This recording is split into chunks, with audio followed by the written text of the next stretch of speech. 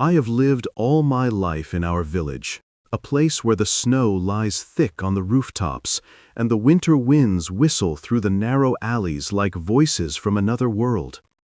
Every December, the children would wait eagerly for St. Nicholas, their eyes shining with anticipation, the scent of gingerbread and pine filling the cold air. And every December, for as long as I can remember, there has been a shadow lurking just beyond the light of the Christmas fires, a shadow we never spoke of aloud. We called him only in whispers, Krampus. I remember the first time I truly feared him, though I was already a man of 40. The story began with a child, Lena, a small girl with hair like spun gold and laughter that echoed across the frozen fields. She lived at the edge of the village, in a crooked little house with frost clinging to the windows. Everyone adored her, for she was curious and brave, but, as is often the way in small villages, mischief clung to the brightest children. That winter was harsher than any I had seen. Snow fell in sheets that cut through the village like icy knives, and the nights seemed endless.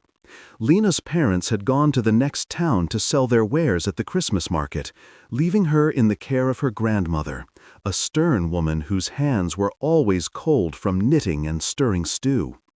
But Lena was restless. She hated sitting still. On Christmas Eve, she slipped from her grandmother's house into the biting darkness, drawn by a strange, irresistible sound, a scraping, a dragging, like hooves over ice.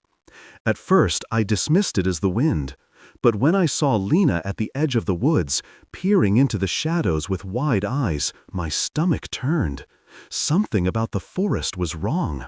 The snow seemed darker there, blackened as if soaked with oil. The trees leaned closer, their branches like long fingers. And in the flickering light of the moon, I saw him, a figure, tall, horned, and terrible, eyes glowing red beneath a twisted crown of antlers. His claws scraped the ice with deliberate slowness, and his breath fogged the air in great steaming puffs. I wanted to call out, to run to her, but my legs would not move.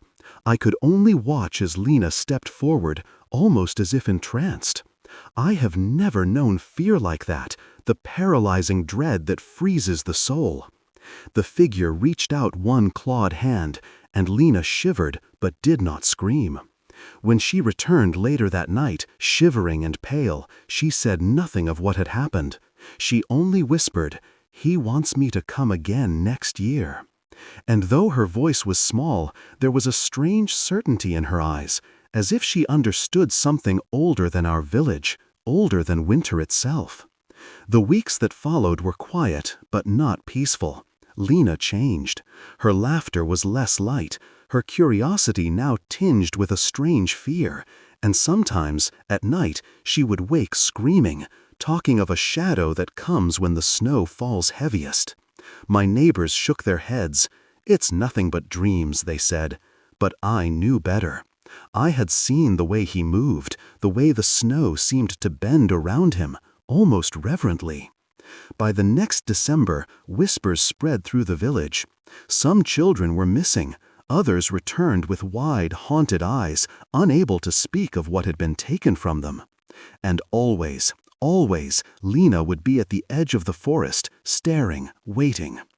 I began to watch her, to follow at a distance, my heart hammering in my chest, my breath freezing in the frigid air. One night, I saw the figure again. He was closer this time, a grotesque silhouette against the moonlight, his long horns scraping the branches overhead. Lena stepped forward, calm and defiant now, and I understood something terrible. This was no mere Christmas story.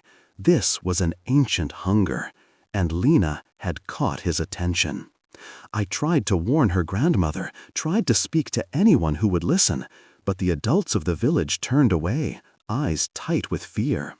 They remembered, perhaps, the stories their own parents had whispered, of children vanishing, of hooves clattering on icy rooftops, of the Krampus coming to take those who were naughty, or perhaps simply too bold. On Christmas Eve, I saw her again. She walked into the woods, and I followed as silently as I could. The forest seemed alive with whispers, and the snow beneath my feet melted and froze strangely, as if breathing. And there, in a small clearing illuminated by the pale moon, he waited. Taller than any man, twisted, with a coat of dark fur and a face I can never forget. He extended a clawed hand toward her. Lena took it, and for a moment I thought she would disappear completely into shadow. Then she turned, just for a second, and looked at me. Her eyes were calm, but in them I saw the reflection of something terrible, something ancient. She smiled, and it was not the smile of a child, but of one who has seen the heart of darkness and returned changed. I ran forward, shouting her name, but the snow swallowed my voice. When I reached the clearing, she was gone, and the only trace of her was a single golden hair caught on a branch, glinting in the cold light. And I knew, with a certainty that froze my blood, that next year he would come again. Since that night, the village has whispered in fear. Parents clutch their children close, and no one leaves the safety of their homes after dark. And I walk the alleys, remembering the girl with the golden hair, knowing that Krampus waits just beyond the light, and the innocence of our village is as fragile as ice. He is patient, he is always patient, and he remembers. The winter dragged on, cruel and unrelenting, as if the world itself had decided to punish us for our curiosity, our laughter, our lives. I often found myself standing at the edge of the woods, staring into the dense shadows where Krampus prowled, waiting for the next sound of hooves scraping across ice or the faint whisper of Lena's voice carried on the wind.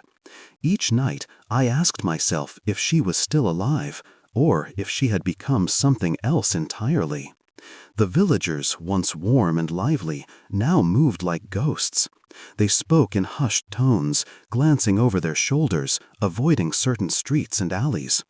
The older generation muttered in dialects I barely recognized, words that sounded like prayers, warnings, or curses. They spoke of children who had vanished in previous winters, of families who had left the village in haste, never to return, of the Krampus who had stalked these mountains long before the first home had been built. I listened, and every tale seemed to converge into one terrifying certainty. Krampus did not simply punish, he claimed, he marked, and he remembered. One evening, I was summoned to the home of old Frau Himmel, the village midwife, who had seen more than anyone dared admit.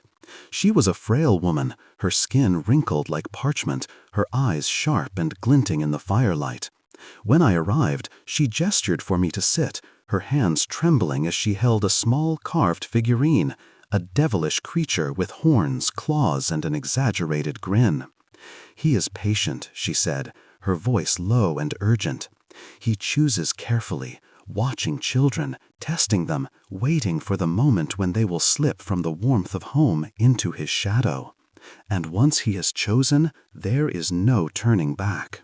I asked her about Lena. She shook her head slowly.